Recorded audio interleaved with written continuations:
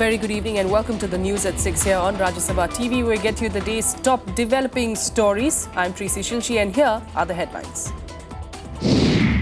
Afghanistan MPs survive a brazen Taliban attack on its parliament. All 7 attackers are shot dead. 2 civilians also among those killed.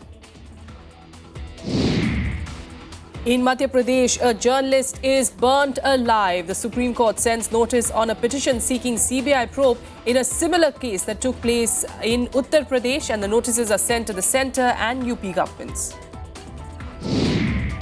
Former Union Minister CP Thakur puts BJP in a dilemma, says he's ready to be the chief ministerial candidate in Bihar.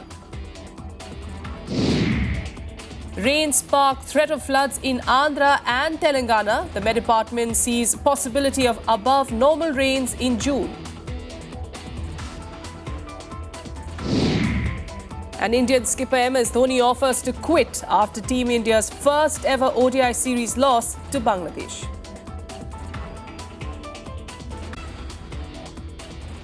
The top story this evening: in one of the most brazen attacks in recent years, the Taliban militants stormed the Afghan parliament today, leaving at least 2 killed and 19 people injured. All 6 gunmen and the suicide bomber were killed in the encounter with security forces. The attack was meant to coincide with a vote to endorse a new defense minister. However, all lawmakers escaped unhurt. Here are the latest details. A Taliban suicide bomber and 6 gunmen attacked the Afghan parliament on Monday. TV pictures showed the moment blast happened. While the speaker sat calmly, the legislators left the building engulfed in dust and smoke. لکم افسر زخمی 2 عسكر سدي زخمیان سو هغه د دوی د خدای شفا ورکړي د باندې چې کوم تلفات رسیدلي په هغه باندې موږ نه خبر خو د نن په پارلمان کې داخل کې کوم مشکل نشته د موږ د افغانستان ټول خلکو ته اطمینان ورکو. The attack began when a Taliban fighter driving a car loaded with explosives blew up outside parliament gates, raising questions about how the driver got through several security checkpoints.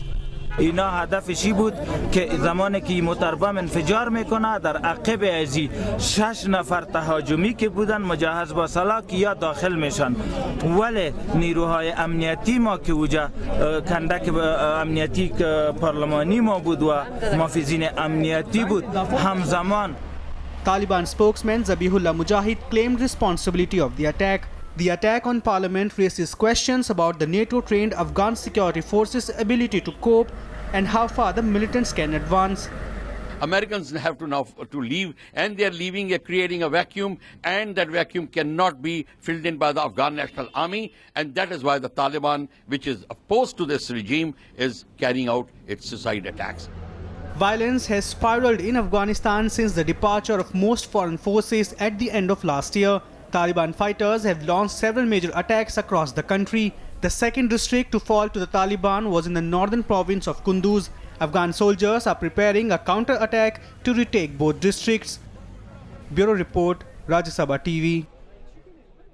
For more on this, we've got Rizal Hassan Lashkar, who's the news coordinator with the Hindustan Times, joining us in studio this evening. Rizal, thanks so much for being here with us. Give us a sense, first of all, of what you get out of this attack, this brazen attack that we're seeing from the Taliban. What does it signify, especially for the Afghan troops seeming to be unable to actually control the Taliban all over Afghanistan? Well, you know, there are some very important strands to this attack. The Taliban launched their spring offensive in April, and since then they've carried out a series of brazen attacks. There was the attack on a guest house which killed some Indians some weeks ago. This is a very important attack because today the Defense Minister, Masoom Stanikzai, was being introduced to Parliament for a vote of confidence.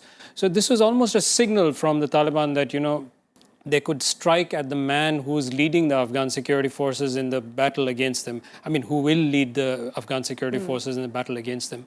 And if you notice, I mean, they've captured 2 districts in Kunduz. There have been pushes in several other areas. So this is almost like a signal from the Taliban that, you know, they are in power and they're trying to push back, get as much space as they possibly can. And it is all the more significant because this is the first time in many, many years that the Afghan troops are battling the Taliban without the support of US-led international forces. All right. You know, if you actually look at the global picture as far as terrorist organizations are concerned, one name, of course, which at the moment is, of course, causing a lot of fear is the IS. How important is their role, or is there a role of theirs in Afghanistan at the moment, and how would the Taliban be viewing that? Well, I mean, it's very important, this attack, in the context of what is happening in Afghanistan vis-a-vis the Islamic State and the Taliban. There have been a lot of reports in recent weeks that disenchanted Taliban commanders have defected to the IS. And we had this recent letter written by the Taliban to the IS telling them to keep out of Afghanistan and that there was no space for them over there. So there is a lot of infighting, and this attack could possibly be a signal to Taliban commanders that, look, hey, we're still strong, we are very powerful, and you shouldn't go with the IS, you should stick with the Taliban. So it definitely has to be seen in that context too. All right. And like you pointed out, of course, this is a series of attacks that we've seen since April of the Taliban. And, by the looks of it, this is not the end of it. Perhaps you'll be seeing more brazen attacks. What does this signal as far as, the fact that America has left Afghanistan in the hands of the country's troops? Slowly, U.S. troops are, in fact, leaving the country now.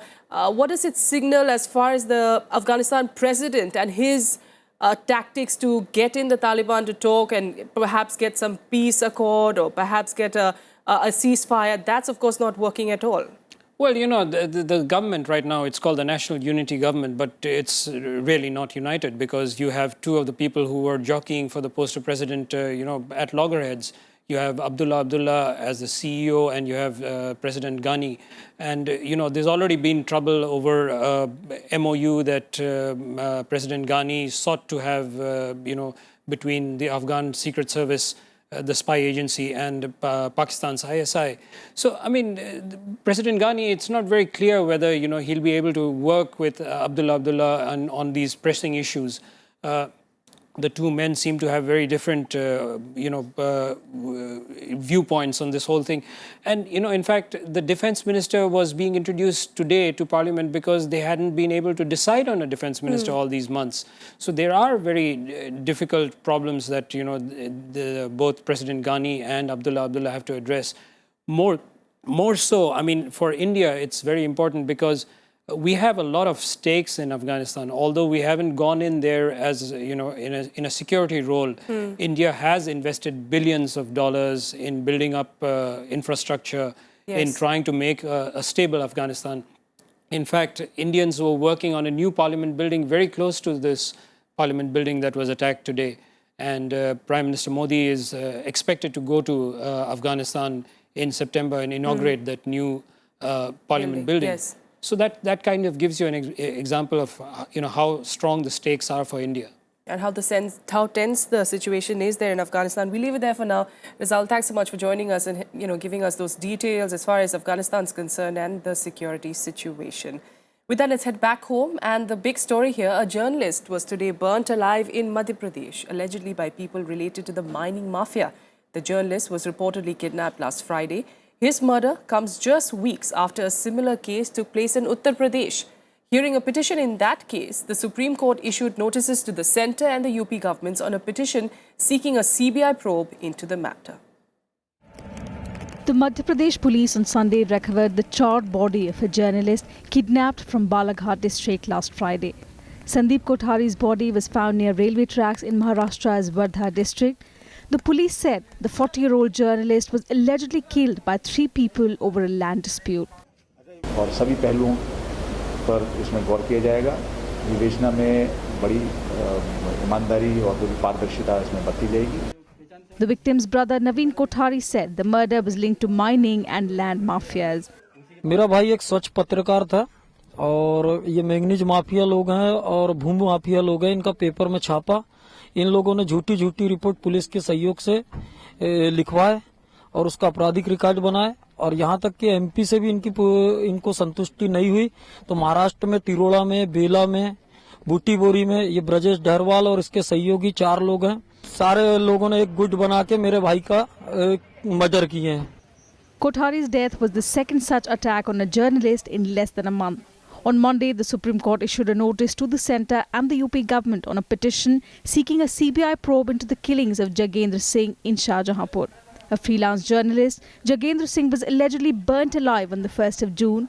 He was burnt after he launched a social media campaign against State Minister Ram Murthy Verma. ये उनको जलाकर मार दिया। इसको matter की CBI की inquiry होनी चाहिए। इस बारे में हमने एक ये जन याचिका जो है सुप्रीम कोर्ट में हमने आर्ग्यू करी और सुप्रीम कोर्ट ने सेंट्रल गवर्नमेंट को, स्टेट गवर्नमेंट को और प्रेस काउंसिल ऑफ इंडिया को नोटिस जारी किया है कि 2 हफ्ते के अंदर वो इन पिटीशन का जवाब दे। The Uttar Pradesh government suspended 5 policemen in connection with the case but has made no arrests in the case so far. The petition also sought to frame guidelines for protection of journalists. It said 79 journalists had been killed in the last 2.5 years. Most of them work in district towns and rural areas and are vulnerable to local mafia and politicians who are involved in illegal mining. Bureau Report, Rajya Sabha TV. Now on to politics, and Rajasthan Chief Minister Vasundhara Raje met Senior Union Minister Nitin Gadkari today. She received crucial support from the centre over her links with former IPL chief Lalit Modi. In fact, on Sunday, Finance Minister Arun Jaitley had also backed Raje over her son's business links with Modi. Following this, though, the Congress alleged that Jaitley's backing will impact the ED probe against Lalit Modi. Here's more. Amid the raging row over Lalit Modi's links with Rajasthan Chief Minister Vasundhara Raje, Transport Minister Nitin Gadkari met her on Monday in Jaipur. Gadkari is one of the first among top BJP leaders to meet her officially and offer support since the controversy erupted. Gadkari insisted that Raje had done no wrong and said that such issues should not be brought into politics. Vasundhara ji legally, logically, ethically बिल्कुल correct है। कहीं उनका कोई गलती नहीं है, कोई corruption नहीं है और कोई अनलॉफुल एक्टिविटीज़ नहीं है। भारतीय जनता पार्टी केंद्र की, राजस्थान की और हमारी भारत सरकार पूरी तरह वसुंधरा जी के साथ खड़ी है। जहां तक उनके बेटे के ऊपर जो आरोप किए, ये पूरी तरह से बिजनेस डील है और इनकम टैक्स रिटर्न्स में इसकी एंट्री हुई है और इसलिए किसी से पैसा कर्जे पे लेना ये कोई गुनाह नहीं होता। Raje and her son Dushyant Singh are facing allegations for their links with Lalit Modi, who is facing ED's probe for alleged money laundering in an IPL tournament. While Raje is accused of helping Modi in appealing for immigration in UK, her son's firm reportedly received huge amount of investments from Modi. The amount with which Modi reportedly bought shares in Dushyant Singh's firm has been questioned. Ill-gotten money से ये कारोबार चल रहा था एक chief minister उसके बेटे के बीच में और ललित मोदी के बीच में। उसको, उस लेन देन को अगर फाइनेंस मिनिस्टर लीगल करार देते हैं, कमर्शियल ट्रांजैक्शन बताते हैं, तो उसका इन्फोर्समेंट डायरेक्टरेट, मुझे संदेह है कि वो उसमें आगे नहीं बढ़ पाए। On Sunday, Finance Minister Arun Jaitley had also said the reported 11 crore transaction with BJP leader Dushyant Singh was a commercial one in which the government had no role. Bureau Report, Rajya Sabha TV. On to the weather now, and after a late start, monsoon picked up pace across southern parts of the country. Rains continue to lash Andhra Pradesh and Telangana for the 3rd day in a row, raising fears now of a flood. Pune and western Maharashtra also received intermittent rains, throwing life out of gear. The Met Department now says that rainfall in the month of June is almost certain, in fact, to be significantly more than normal. Here's more. Heavy rains lashed Andhra Pradesh and Telangana for the 3rd day, raising fears of floods. The Godavari and Krishna rivers are in spate, creating panic in low-lying areas. Andhra Pradesh Chief Minister N. Chandrababu Naidu reviewed the impact in Vijayawada. Officials were told to be on alert. In Telangana, Khammam and Adilabad were the worst hit, with rivulets flooding low-lying areas and cutting off road connectivity to dozens of villages. The monsoon activity last 3 days in coastal Andhra Pradesh and Telangana has been very active and vigorous. We have received very heavy rainfalls up to the extent of even 20-23 centimeters. The intensity is gradually going to decrease from tomorrow onwards. In Maharashtra's Dabhol area of Ratnagiri district, a landslide triggered by rains buried 3 houses. Another landslide blocked the Mumbai-Pune expressway, stopping vehicular traffic. Meanwhile, floods in Assam have affected 19,000 people in 62 villages across the state. Lakhimpur and Barpeta districts are the worst affected. Over 16,000 hectares of crop areas are underwater. 3 relief camps have been put up in Tinsukia, where close to 200 people took shelter.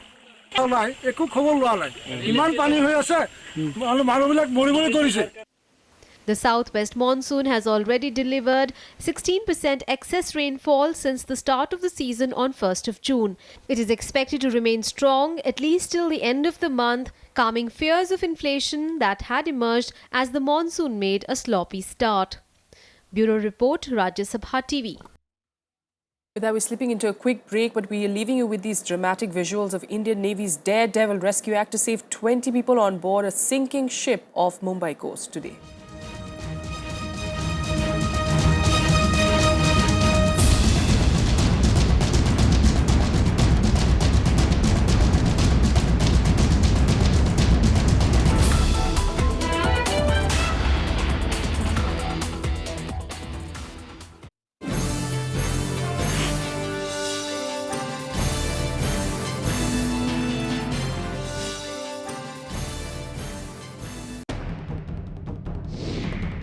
The man whose name spells controversy.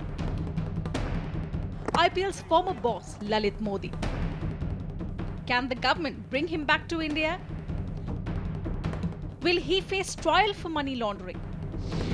Watch the big picture at 6:30 p.m. on Rajya Sabha TV.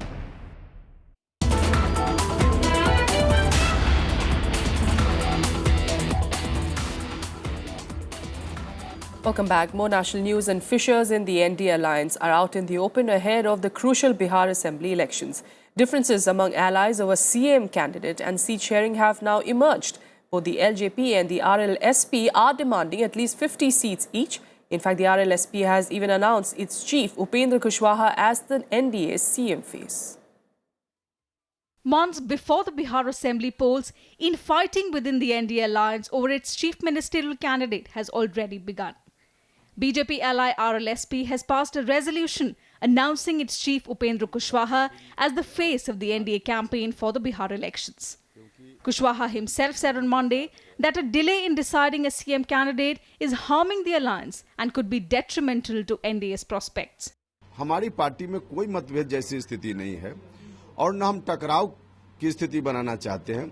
हाँ, Bharatiya Janata party के अंदर टकराव की स्थिति है और उस टकराव की स्थिति से बचने के लिए भी एक रास्ता हो सकता है जिसको हमारी पार्टी ने सुझाने का काम किया है। Other ally LJP has already decided to contest against new NDA entrant Hindustani Awam Morcha led by Jitan Ram Manjhi. Manjhi जी का हम लोग स्वागत करते हैं। उनके आने से हमारे गठबंधन को बहुत मजबूती मिलेगी। हमारी प्रदेश कमेटी की कुछ चिंताएं थीं जिनको सुझाव के तौर पर उन्होंने हमारे प्रमुख गठबंधन दल के साथी भारतीय जनता पार्टी के सामने उन्होंने रखा। कुछ नामों को लेकर हमें चिंताएं थीं कि अगर इस तरीके के लोग जो कि लोजपा को छोड़ के गए हैं, अगर वो पुनः वापस हमारे गठबंधन के तहत चुनाव लड़ते हैं तो कहीं ना कहीं हमारी पार्टी के कैडर्स में, हमारी पार्टी के सपोर्टर्स में एक रिएक्शन आ सकता है, जो सुझाव के तौर पर हम लोगों ने रखे। हकीकत यह है कि अभी सीटों को लेकर कोई चर्चा नहीं हो रही है, मुख्यमंत्री पद को लेकर कोई चर्चा नहीं हो रही है। To make matters worse, former Union Minister CP Thakur said on Monday he was ready to be the chief ministerial candidate in the run-up to the Bihar Assembly elections. His remarks came amid the party's statement that the CM candidate will be from the largest party in the alliance. BJP is leading the NDA alliance in Bihar, and the BJP has already declared that we will go into elections without declaring a chief ministerial nominee.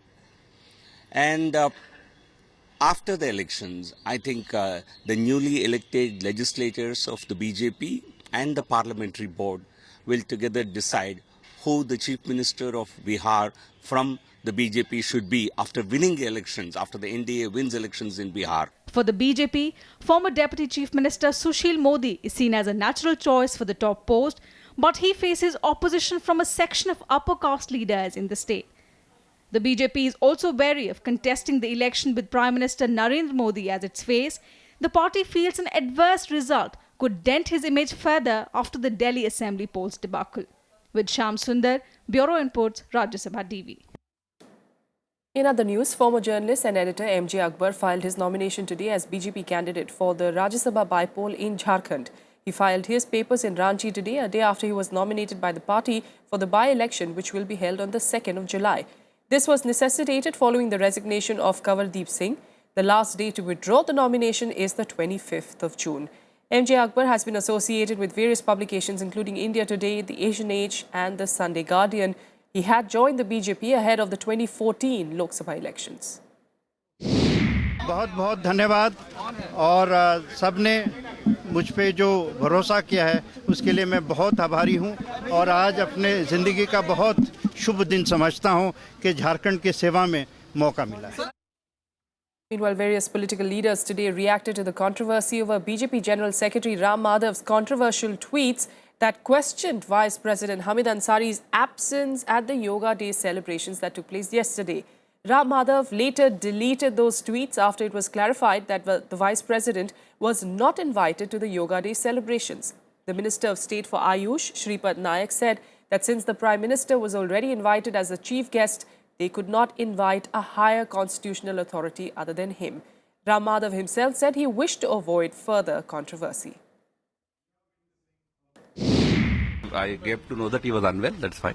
But he said he was not unwell, he was not invited for the event. Because if you really want to make it that's why I said. That's why I said no further event? discussion on that from my side. I said let the event be remembered for billions invited and uninvited who attended.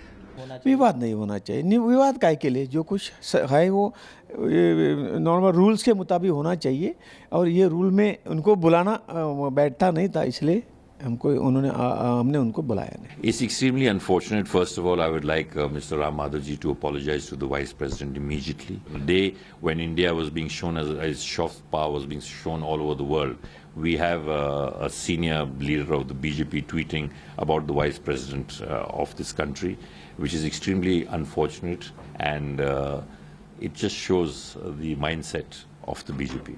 Bharatiya Janata party के general secretary को ये जानकारी होते भी कि उनकी सरकार ने नहीं बुलाया प्रोटोकॉल को देखते हुए और फिर भी उनको बदनाम करने की कोशिश की गई, उसके लिए जनरल सेक्रेटरी को ही माफी नहीं मांगनी चाहिए बल्कि प्रधानमंत्री और बीजेपी प्रेसिडेंट दोनों को माफी मांगनी चाहिए. All right, with that, let's get you some quick national news updates in Nationwide. 2 militants and a civilian were killed while 2 army jawans were injured in Kulgam district of Kashmir in an overnight encounter. Security forces acted on a tip-off and cordoned off the residential area where the militants were holed up. The identity and the group of both militants is yet to be ascertained, but protests broke out in the area following the death of a civilian after he was hit by a bullet. A team of the Enforcement Directorate carried out searches at 16 offices and houses belonging to senior NCP leader Chhagan Bhujbal. The searches followed cases registered by the Maharashtra's Anti-Corruption Bureau in the past few weeks against the Bhujbals and 14 others for alleged corruption and amassing wealth and assets beyond their known sources of income. The former PWD minister has said that he was being targeted by the BJP Shiv Sena government in an unprecedented manner. 3 people were killed in a clash between rival groups of West Bengal's ruling Trinamool Congress. The clash took place late Sunday night in Burdwan district. State police have detained at least 10 people involved in the clashes and have begun investigations. A new path for Indian pilgrims to the Kailash Mansarovar site has been officially opened by China. 50 pilgrims started their 12-day journey through the newly opened Nathula Pass. The launch ceremony was held at Nathula Pass in Tibet's Dromokhanti with the officials from both China and India present. The new route is in addition to the existing Lipulekh Pass, the only route that was in fact badly damaged in the floods in Uttarakhand in 2013. All right, more international news now. And Greece has made a fresh proposal to avoid a default on the IMF loan, which shows a willingness to make concessions that would unlock frozen aid to avert bankruptcy. This comes ahead of the crucial Eurozone meet in Brussels today, which is likely to decide Greece's future in Europe's currency bloc. An 11th hour concession by Greece to pull out the cash-strapped country from the brink of a default. Following Sunday's marathon cabinet meeting, Greek Prime Minister Alexis Tsipras has expressed his government's willingness to make concessions that would unlock frozen aid to avert a default. Reports suggest that Tsipras discussed the new offer with the leaders of Germany, France and European Commission in a telephonic conversation. He is expected to meet European Commission President Jean-Claude Juncker, the European Central Bank President and IMF chief ahead of the EU meeting. Are we getting there? Are we getting there?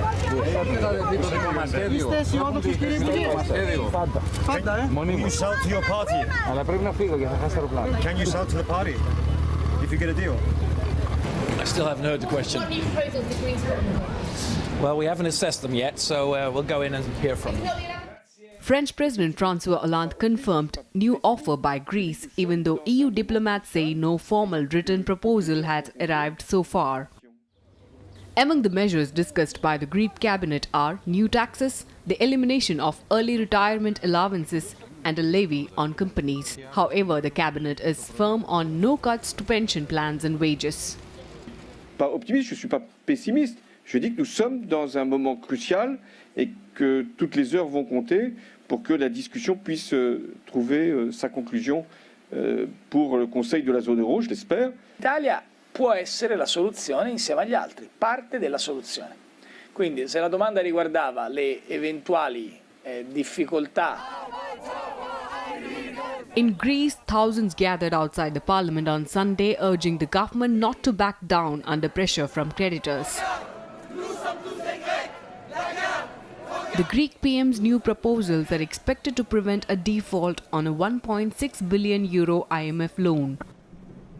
The country must repay the loan by the end of June or risk crashing out of single currency and possibly the EU. Diplomatic talks have been in deadlock for the last 5 months, with the European Commission, the IMF and the European Central Bank unwilling to unlock until Greece agrees to economic reforms. Analysts say that Greece must have to impose capital controls within days if there is no breakthrough in the Eurozone talks in Brussels. Bureau Report, Rajya Sabha TV. And finally, India's ODI captain Mahendra Singh Dhoni has offered to step down from captaincy a day after the team's shock defeat in the ODI series against Bangladesh. Dhoni said that he is ready to contribute as a player if it guaranteed success for Indian cricket. However, several former players feel the board should not make any such move. We leave you with this story. That's the symbol that brings Bangladesh. It seems Indian captain MS Dhoni has taken the blame of the team's first bilateral series loss to Bangladesh on Sunday on himself. Reacting to the shock defeat, Dhoni said he is ready to step down as the ODI captain and contribute only as a player if it guaranteed success for Indian cricket. I'm really enjoying my cricket. If it's a justifiable thing that, if you remove me and the Indian cricket will start doing really well, and if I am the reason for all the bad that's happening to Indian cricket, definitely I would love to step away and, play as a player. However, a lot of former players like Bishan Singh Bedi, Dilip Vengsarkar, Ajit Wadkar are against any such move. Some feel Dhoni should not be blamed for a collective failure, while others say Dhoni's reaction showed his frustration with the constant criticism of the team. Dhoni even backed the idea of not appointing a full-time coach, yet despite the loss. Presently, former Indian captain Ravi Shastri is at the helm of affairs after Duncan Fletcher's contract as coach ended after the World Cup this year. I don't think we should blame the support staff, because ultimately it's the individuals that go on and, they have to adapt, or they have to use their senses to see what really needs to be done. So I don't think it's a support staff. If you're indirectly hinting we need a coach and all of that, I think we had enough people in the support staff, to really take care of us. Dhoni's offer to quit captaincy also comes after his sudden stepping down as the Test captain midway through the series against Australia last year. Virat Kohli was later promoted as the Test captain. While there has been no official reaction from the BCCI yet on Dhoni's offer, it remains to be seen if the team undergoes any major changes in the rest of the series against Bangladesh. Bureau Report, Rajya Sabha TV.